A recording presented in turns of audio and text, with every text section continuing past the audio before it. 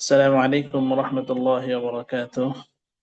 الحمد لله نحمده ونستعينه ونستغفره ونعوذ بالله من شرور أنفسنا ومن سيئات أعمالنا.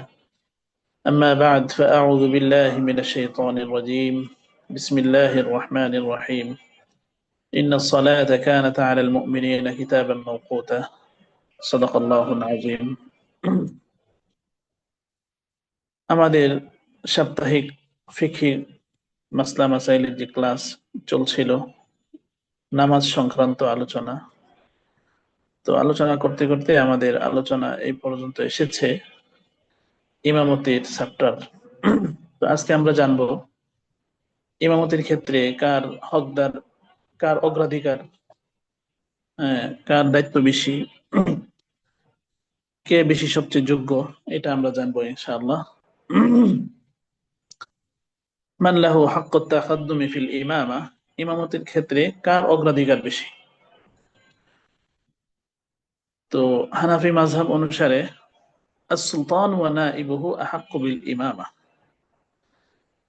যিনি বাদশাহ এবং তার স্থলাভিষিক্ত, তার প্রতিনিধি, উনি যদি কোরআন হাদিস, নামাজের মাসলা মাসাইল কোরআন শুদ্ধ করে পড়তে পারেন, তাহলে যিনি বাদশাহ হবেন জামানার, উনি যদি পুরুষ হয়ে থাকেন, অথবা ওনার অনুপস্থিতিতে ওনার যে নায়েব থাকবেন, উনি ইমামতির হকদার বেশি, যদি কোরআনের শুদ্ধ তেলাওয়াত ওনার হয়ে থাকে, কোরআনের মাসলা মাসাইল জেনে থাকেন তাহলে। এরপরে হলো আল ইমামুল মুআজ্জাফু ফি মসজিদিন, মসজিদের ক্ষেত্রে যে দায়িত্বশীল যে ইমাম সাহেব আছেন, আহ, যাকে নিয়োগ দেওয়া হয়েছে ইমামতির জন্য, উনি ওই মসজিদে, যে মসজিদে ওনাকে নিয়োগ দেওয়া হয়েছে, ওই মসজিদে বিশেষ করে যে ওনার দায়িত্ব হিসাবে উনি হকদার বেশি। তো যে মসজিদের ইমাম সাহেব নিযুক্ত আছেন, ওই মসজিদের জন্য ওই ইমাম সাহেবই হকদার বেশি, ওনার অগ্রাধিকার। এরপরে হলো সাহিবুল মানজিল আহাক্কু বিল ইমামাতি, ঘরওয়ালা ঘটনাক্রমে যদি মসজিদে যেতে না পারে, তো বাড়িতে নামাজ পড়তে হয়, তো বাড়িতে নামাজ পড়ার ক্ষেত্রে কে হকদার বেশি। তো এক্ষেত্রে হলো সাহিবুল মানজিল, বাড়িওয়ালা, যিনি বাড়ির মালিক, যিনি হর্তাকর্তা, উনি ইমামতির হকদার বেশি। শর্ত আছে, ইযা কানা ইয়াসলুহু লিল ইমামাতি, যদি ইমামতির যে যোগ্যতা, ইমামতি করার যে আহ, যে যোগ্যতা বা যে শর্ত শারায়াত শরীয়ত দিয়েছে, এটা যদি ওই বাড়িওয়ালার মধ্যে বিদ্যমান থাকে, তাহলে উকিমাতিল জামাআতু ফি মানজিলিহি, আর নামাজ দাঁড়াচ্ছে ওনার ঘরেই, তাহলে ওই বাড়িওয়ালা হকদার বেশি। আমার বাড়িতে যদি জামাত দ্বারা নামাজ জামাতের সাথে পড়তে হয়, তাহলে আমার ভিতরে যদি ইমামতির যে যোগ্যতা আছে সেটা যদি থাকে, তাহলে আমি হকদার বেশি। فإن لم يكن في الحاضرين السلطان أو نائبه أو الإمام المؤظف أو صاحب المنزل فأولى الناس بالإمامة أعلمهم بأحكام الصلاة صحة وفسادا। তো বাদশাও নাই, বাদশার যিনি নায়েব উনিও নাই, নির্ধারিত যে ইমাম সাহেব মসজিদের উনিও নাই, অথবা বাড়িতে যদি জামাত হয় উনিও যদি না থাকে, তাহলে এখন দেখতে হবে নামাজের শুদ্ধ হওয়া, নামাজ নষ্ট হওয়া সম্পর্কে যিনি সবচেয়ে বেশি জানেন, নামাজের তেলাওয়াত শুদ্ধ বেশি, নামাজের মাসলা মাসাইল ওনার জানা বেশি, তাহলে ওনাদের মধ্যে উপস্থিতি যারা আছে তাদের মধ্য থেকে যার সবচেয়ে বেশি জানা আছে নামাজের হুকুম বিধিবিধান সম্পর্কে, কোনটা করলে নামাজ নষ্ট হয়ে যায়, কোনটা করলে নামাজ ঠিক হয়, এই সম্পর্কে যিনি অবগত আছেন বেশি, উনি হকদার। ইমাম সাহেব থাকলে তো ইমাম সাহেব পড়াবেন, বাড়িওয়ালা থাকলে বাড়িওয়ালা পড়াবেন, বাদশা থাকলে বাদশা পড়াবেন, যদি যোগ্যতা থাকে, শর্ত পাওয়া যায় ওনার ভিতরে, ওনার নায়েব যদি থাকে তাহলে উনি পড়াবেন। এই চারের পরে যদি আপনার চারজন অনুপস্থিত থাকে, তাহলে এখন দেখতে হবে উপস্থিত মুসল্লিদের মধ্যে কে বেশি জানেন নামাজ এর বিধিবিধান, নামাজ শুদ্ধ হওয়া বা কি কারণে নামাজ নষ্ট হয় এই সংক্রান্ত। ثم الأكثر حفظا للقرآن مع العلم بأحكام الصلاة।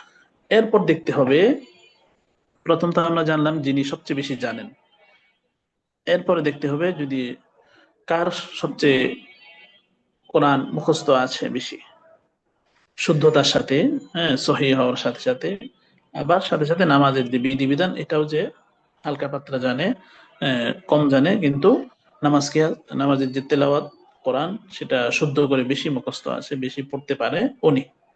তো প্রথমে হলো যিনি নামাজের বিধিবিধান সম্পর্কে বেশি জানেন উনি। এরপরে হলো যিনি কোরআন শরীফ বেশি মুখস্থ আছে ওনার। বাকি মুখস্থ থাকলে হবে না, ওই ইমামতি করার যে শর্ত গিয়েছে ইমামতি শুদ্ধ হওয়ার, ওই শর্তগুলো থাকার পরে যদি উনি বেশি পড়তে পারেন তাহলে। সুম্মাল আওরা, এরপরে হলো দেখতে হবে সবচেয়ে বেশি পরহেজগার কে, সবচেয়ে বেশি ক্ষুধাবিরু কে, উনি।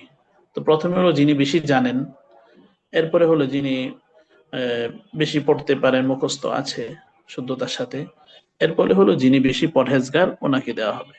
সোম্মাল আকবর ও সিন্নান, এরপরে হলো যিনি বয়সের দিক দিয়ে বেশি।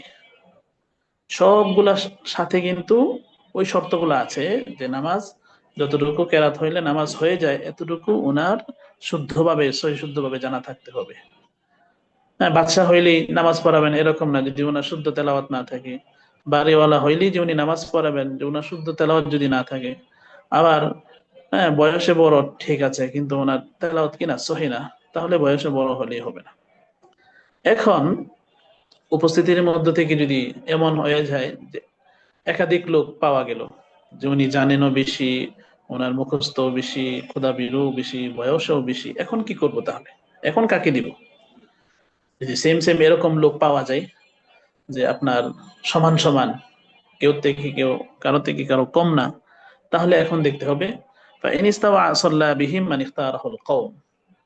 তাহলে মানুষেরা যাকে বেশি পছন্দ করবেন, যাকে চয়ন করবেন, নির্বাচিত করবেন, উনি নামাজ পড়াই দেবেন।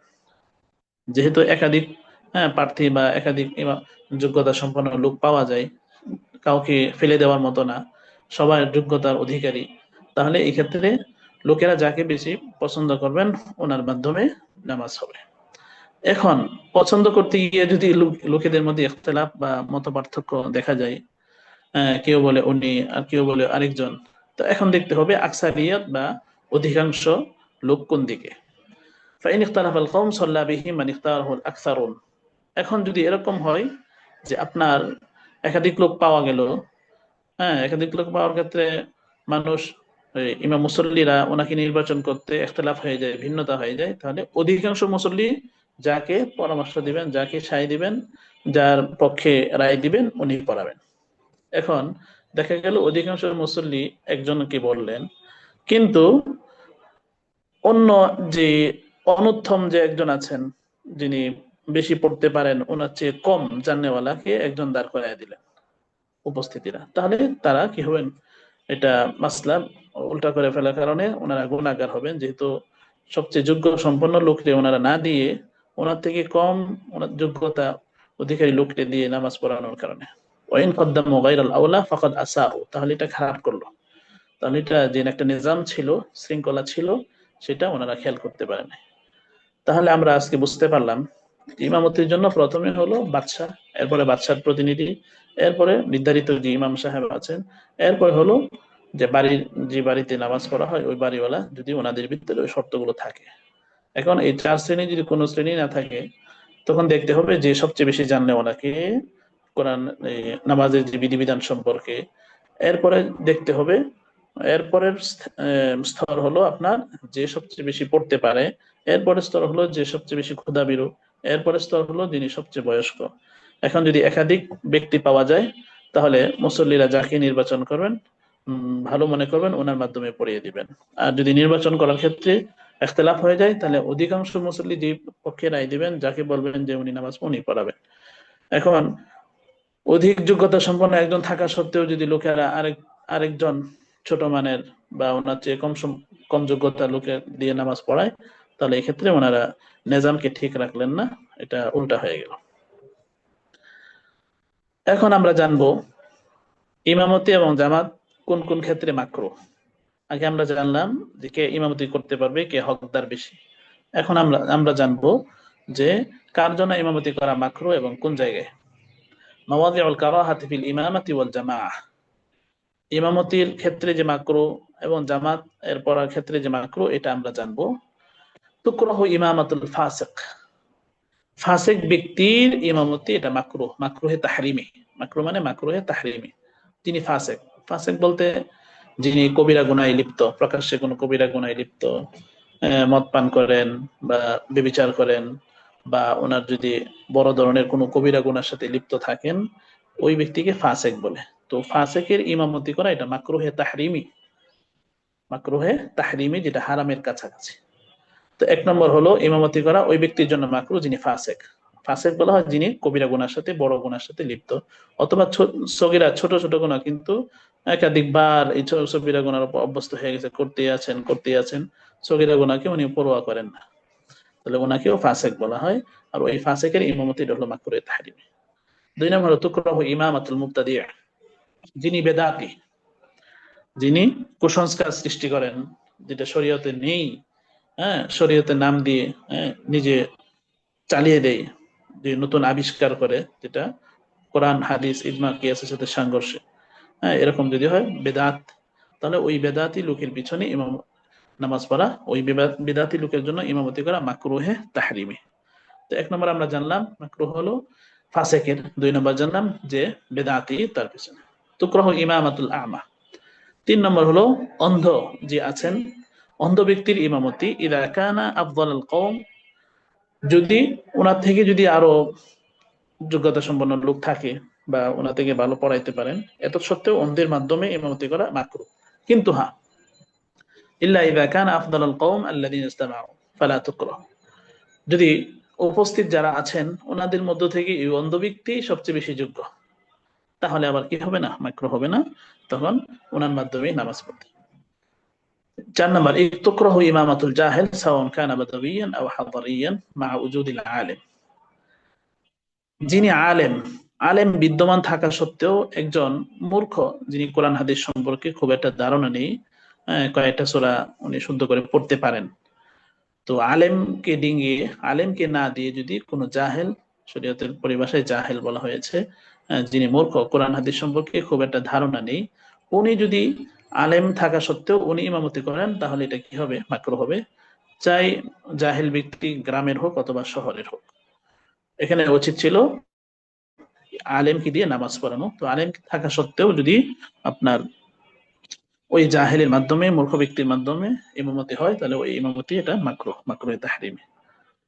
ছয় নম্বর তুকরাহু ইমামাতু মান ইয়াকরাহু নাসু লিনাফসিন ফিহি, এমন ব্যক্তির ইমামতি করা মাকরুহ যে ব্যক্তিকে মানুষেরা পছন্দ করে না, কোনো ত্রুটি থাকার কারণে ওনার ভেতরে, ওনাকে পছন্দ করছে না মানুষ, মুসল্লিরা পছন্দ করে না, ওনার প্রতি সন্তুষ্ট না, তারপরে উনি ইমামতি করতে চান, তো জোরপূর্বক এইভাবে ইমামতি করা এটা মাকরুহ, ওনার জন্য উচিত হলো ছেড়ে দেওয়া, যেহেতু মানুষ ওনাকে পছন্দ করছেন না।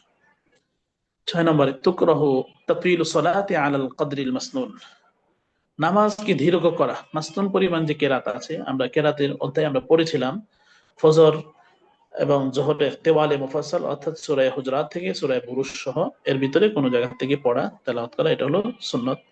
আর আসর এবং এর সাথে হলো সূরাতুল বুরুজের পরে বাইয়িনা থেকে নিয়ে, সূরাতুত তারিক থেকে নিয়ে সূরা বাইয়িনা সহ, এটা হলো সুন্নত কেরাত। আর মাগরিবে হলো সূরাতুল জিলজাল থেকে নাস পর্যন্ত।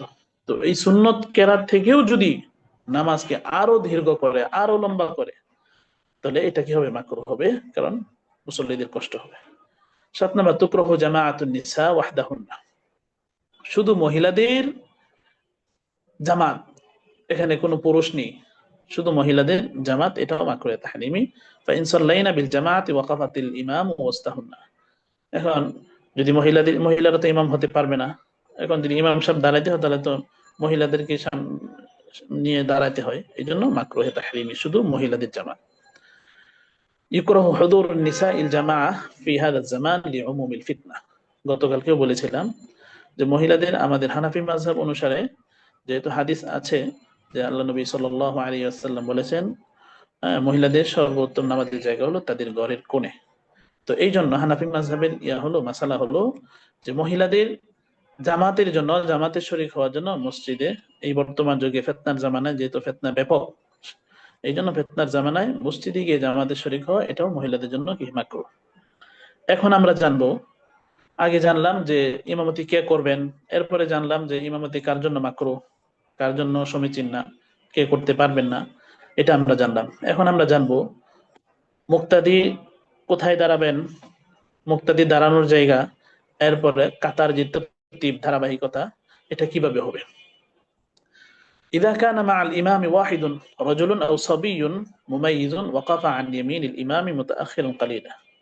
যদি ইমাম সাহেবের সাথে একজন ব্যক্তি থাকেন, একজন পুরুষ অথবা এমন বালেক যিনি, যে বালেক অথবা এমন বাচ্চা, যে বাচ্চা ভালো মন্দ পার্থক্য করতে পারে, মানে তার তমিজ আছে, বালেগের কাছাকাছি, তাহলে এরকম যদি হয়ে থাকে তাহলে ইমাম সাহেবের ডান দিকে দাঁড়াবে।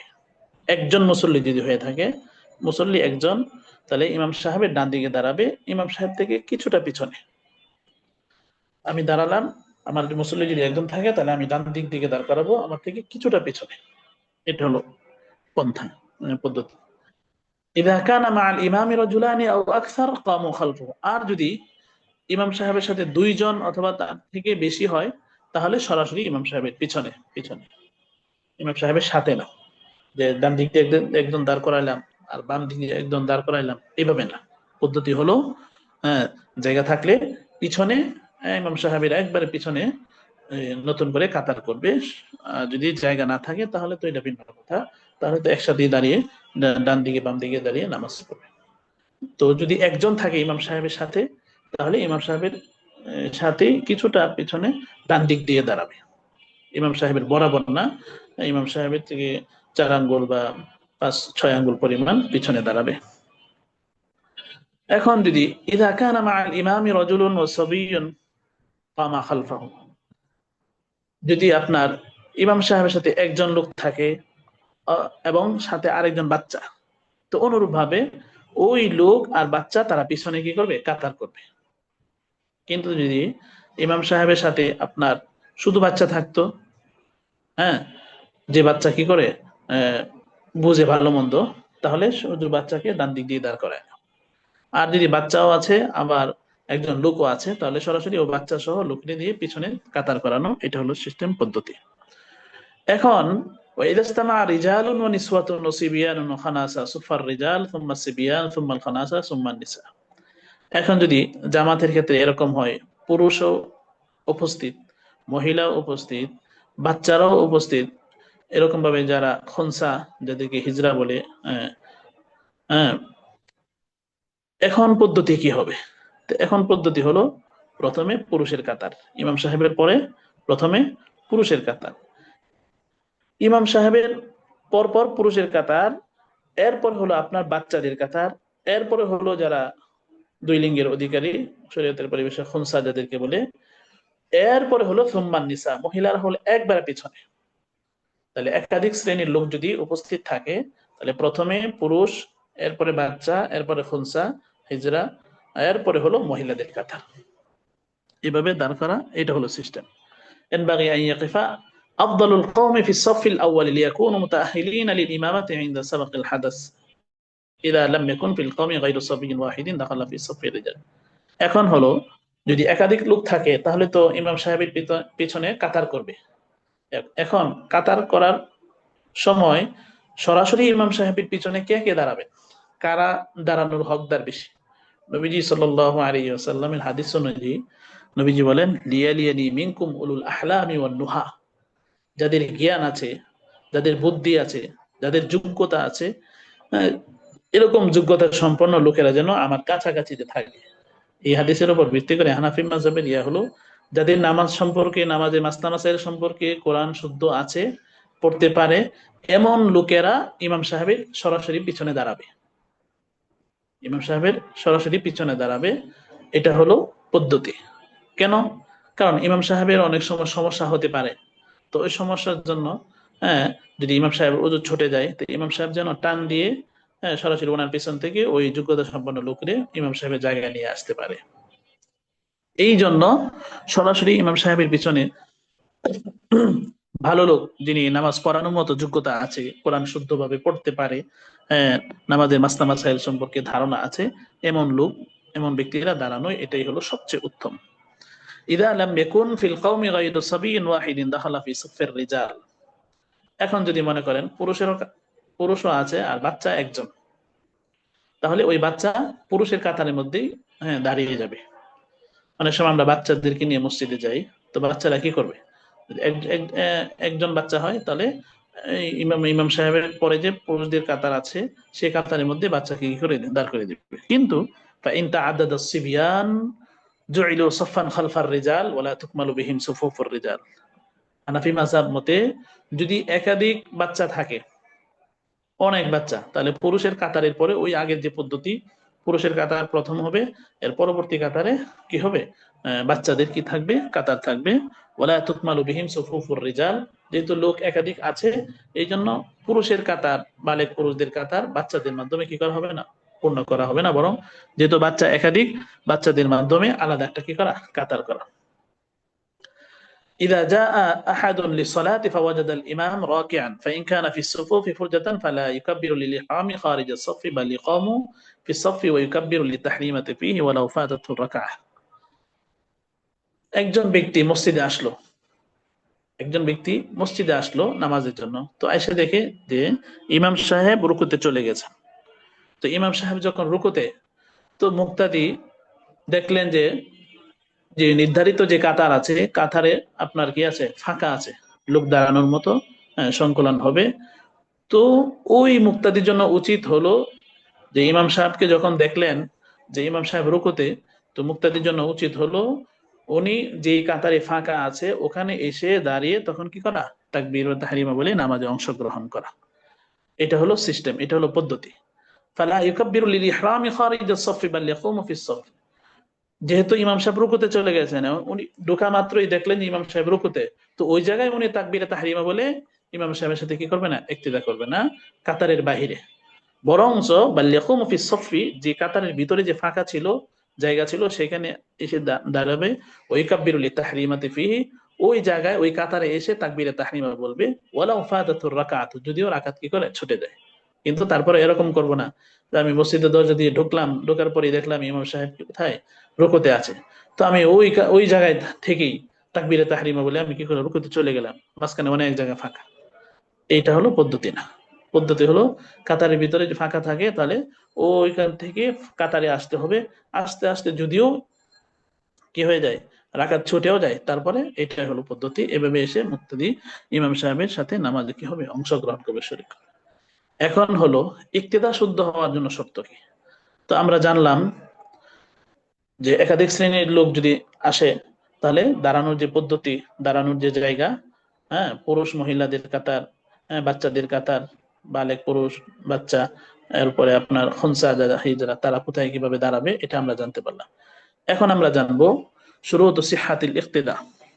ইক্তিদা আমরা যে ইমামতির জন্য অথবা মুক্তাদি হিসেবে আমরা কি করব, ইক্তিদা করব, ইক্তিদা সহিহ হওয়ার জন্য শর্ত কি। ইক্তেদা সহিহ হওয়ার জন্য শর্ত হলো, আমি ইমামের পিছনে ইক্তেদা করব, ইক্তেদা সহিহ হওয়ার জন্য শর্ত হলো আইয়ানবি আল মুক্তাদি মুতাবাআতাল ইমাম ইনদা তাহরিমাতিহি। আমি যখন কি করলাম, তাকবীরে তাহরিম আল্লাহু আকবার বললাম, তখন আমি নিয়ত করব যে আমি ইমামের পিছনে কি করতেছি, নামাজ পড়ছি এই ইমামের। তো উক্ত ইমামের কি করা, নিয়ত করা, এক নাম্বার। দুই নাম্বার হলো আইয়াকুন আল ইমাম মুতাকাদ্দিমান বিআকিবাইহি আলা আল আকাল্লি মিন আল মুক্তাদি। ইমাম সাহেব যে ইমামের পেছনে আমি ইক্তেদা করব, ইক্তেদা সহিহ হওয়ার জন্য আরেকটা শর্ত হলো ইমাম সাহেবের যে পায়ের গোড়ালি আছে, গোড়ালি থেকে কিছুটা পিছনে মুক্তাদি দাঁড়ানো, অথবা এভাবে বলা যায় ইমাম সাহেব কিছুটা আগে দাঁড়াবে বিআকিবাইহি আলাল আকাল্লি মিনাল মুক্তাদি।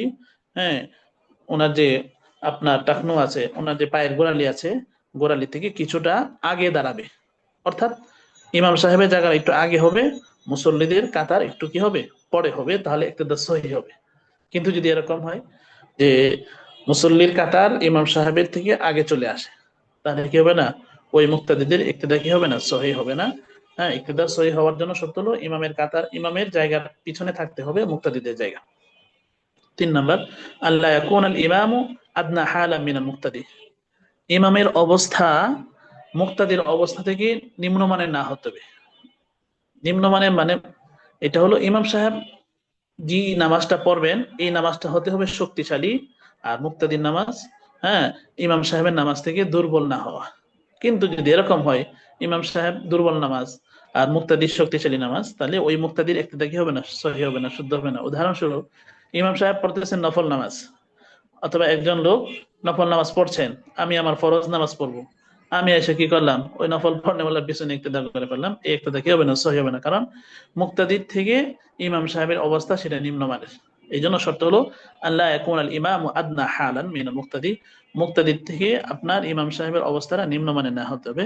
ফালা ইয়াসিহুল ইক্তেদা, সুতরাং ইক্তেদা করা সহি হবে না ইযা কানা আল ইমাম ইউসাল্লি নাফিলাতা ওয়াল মুক্তাদি ইউসাল্লি আল ফারদা। উদাহরণস্বরূপ, যার পিছনে আমি ইক্তেদা করলাম উনি নামাজ পড়তেছেন নফল নামাজ, আর মুক্তাদি কি পড়ার জন্য আসছেন ফরজ নামাজ, তাহলে ফরজের থেকে নফলের মান কম। এই জন্য নফল পড়নেওয়ালার পিছনে ফরজ পড়নেওয়ালার ইক্তেদা সহি হবে না। ওয়াইসিহুল ইক্তিদাউ ইযা কানা আল ইমাম ইউসাল্লি আল ফারদা ওয়াল মুক্তাদি ইউসাল্লি নাফলা। কিন্তু উল্টাটা আবার ঠিক আছে, কি, ইমাম সাহেব পড়তেছেন ফরজ নামাজ, কিন্তু মুক্তাদি যিনি উনি নফল পড়বেন। তো ইমাম সাহেবের নামাজ তো মুক্তাদির নামাজ থেকে শক্তিশালী। এই জন্য শক্তিশালী পিছনে দুর্বলের ইক্তেদা সহি আছে। শক্তিশালী এটা এই অর্থে না যে গায়ের জোর, এই শক্তিশালী না। ইমাম সাহেবের যে নামাজের পাওয়ার, ফরজ এটা হলো মজবুত, নফল হলো এটা দুর্বল। তো যদি মুক্তাদির নামাজ কি হয়, দুর্বল হয়, ইমাম সাহেবের নামাজ শক্তিশালী হয়, তাহলে ওই ইমামের পিছনে ইক্তেদা করা কি আছে, সহি আছে। যেমন মনে করুন ইমাম সাহেব জোহরের নামাজ পড়ছেন, তা আমি জোহরের নামাজ পড়ে ফেলছিলাম, এখন আইসা মসজিদে দেখি যে ফরজ নামাজ হচ্ছে, তো এখন আমি ইমাম সাহেবের পিছনে কি করতে পারি, ইক্তেদা করতে পারি, যেহেতু আমার নামাজটা নফল হচ্ছে। আই ইয়াকুন আল ইমাম ওয়াল মুক্তাদি ইউসাল্লিয়ানি ফারদা ওয়াক্তিন ওয়াহিদিন, ইক্তেদা সহি হওয়ার জন্য আমি যে অনুসরণ করব ইমামের, এই ইক্তেদা আর এই অনুসরণের জন্য আরেকটা শর্ত হলো, আমার ফরজ, ইমাম সাহেব ফরজ করতেছেন, আমিও ফরজ করবো, কিন্তু ফরজটা এক সময়ের ফরজ হতে হবে। ইমাম সাহেব জোহরের নামাজ পড়াচ্ছেন, আমারও কি হতে হবে, জোহরের নামাজ পড়তে পড়তে হবে, এটা নিয়ত করতে হবে। ইয়াকুন আল ইমাম ইসল্লি ওয়াল মুসল্লি ফরজা ওয়াক্তিন ওয়াহিদিন, একই ওয়াক্তির ফরজ নামাজের কি করতে হবে, নিয়ত করতে হবে। ফালা ইয়াসিহু আল-ইক্তিদা ইযা কানা আল-ইমাম ইসল্লি যুহরা মাসালান ওয়াল মুক্তাদি ইসল্লি আল-আসরা আও বিল আস। সুতরাং এরকম করলে হবে না, ইমাম সাহেব পড়াচ্ছেন জোহরের নামাজ আর মুক্তাদি নিয়ত করলো আসরের নামাজ, অথবা উল্টা, ইমাম সাহেব পড়াচ্ছেন আসরের নামাজ, মুক্তাদি এসে নিয়ত করলো জোহরের নামাজের, তাহলে ওই ফরজ ভিন্নতার কারণে ওই ইক্তেদা কি হবে না, সহি হবে না। আল্লাহ ইয়াকুনা বাইনাল ইমামি ওয়াল মুক্তাদি সাফফুম মিনান নিসা, ইমাম সাহেব এবং মুক্তাদি এর মাঝে মহিলাদের কাতার না থাকতে হবে। কারণ পদ্ধতি ছিল কি, যে প্রথমে পুরুষের কাতার, এরপরে হলো মহিলার কাতার, কিন্তু এখন হয়ে গেল কি, ইমাম সাহেব আর মুক্তাদির মাঝখানে মহিলাদের কাতার। এরকম যদি হয় তাহলে এই ইক্তেদাও কি হবে না, সহি হবে না। আল্লাহ ইয়াকুনা বাইনাল ইমামি ওয়াল মুক্তাদি নাহরুন ফাসিলুন ইয়ামুররু ফিহি আয-যাওরাক, ইমাম সাহেব আর মুক্তাদি এর মাঝে ছোট্ট একটা নালা, একটা কূপ, অথবা একটা নহর, খাল, এরকম ব্যবধান না হতে হবে, যে নহর দিয়ে, যে নালা দিয়ে নৌকা অথবা কোনো কিছু চলাচল করে। অর্থাৎ ইমাম সাহেব এবং মুক্তাদির মাঝে গ্যাপ থাকা যাবে না। যদি এই পরিমাণ গ্যাপ থাকে, যে গ্যাপ দিয়ে কি করতে পারে, যে নহর দিয়ে আপনার কি কোনো নৌকা কি চলাচল করতে পারে, তাহলে এরকম গ্যাপ থাকা সত্ত্বে ইক্তেদা কি হবে না, সহি হবে না। এটা হলো যদি নহর থাকে। এখন যদি রাস্তা হয়, রাস্তার ক্ষেত্রেও আছে, আল্লাহ ইয়াকুনা বাইনাল ইমামি ওয়াল মুক্তাদি তারিকুন তামুররু ফিহি সাইয়ারাতু আও আল আজালা, মুক্তাদি এবং মুসল্লির এর মাঝে এরকম রাস্তা না থাকতে হবে যে রাস্তা দিয়ে গাড়ি চলাচল করে, তাহলে তো এটা ফাসেলা হয়ে গেল, ব্যবধান হয়ে গেল, এই ইক্তেদা কি হবে না, সহি হবে না, জায়গা ভিন্ন হয়ে গেল। তো এই জন্য এরকম ফাসেলা, ব্যবধান না থাকতে হবে, যে ব্যবধান দিয়ে নৌকা চলতে পারে, যে ব্যবধান দিয়ে আপনার গাড়ি চলাচল করতে পারে, এরকম না হতে হবে। আল্লাহ ইয়াকুনা বাইনাল ইমামি ওয়াল মুক্তাদি শাইউন তাখফা বিসাবাবিহি ইন্তিকালাতুল ইমামি বিসিমাইন আও রুয়ায়াতিন সাহাল ইক্তিদা, যদি আপনার এরকম হয় যে ইমাম সাহেব এবং মুক্তাদি এর মাঝে এমন জিনিস থাকে যে তাখশা বিসাবাবিহি ইন্তিকালাতুল ইমাম, তাখফা অস্পষ্টতা, যে ইমাম সাহেব এখন কোন হালতে আছেন, কোন অবস্থায় আছেন, এটা অস্পষ্ট হয়ে যায়। এই অস্পষ্ট রেখে যদি ইক্তেদা করা হয় তাহলে কি হয়ে যাবে, সমস্যা হবে, ইক্তেদা কি হবে না, সহি হবে না। আবার বলছি, যদি ইমাম সাহেব এবং মুক্তাদির মাঝে যদি এমন জিনিসের মাধ্যমে আপনার গ্যাপ হয়, যে জিনিসটার কারণে ইমাম সাহেবের হরকত, নড়াচড়া, ইমাম সাহেব কোন অবস্থানে আছেন, কিভাবে আছেন, এটা যদি বোঝা না যায়, অনুধাবন করা না যায়, খলত মলত হয়ে যায়, তাহলে কি হবে না, ইক্তেদা সহি হবে না।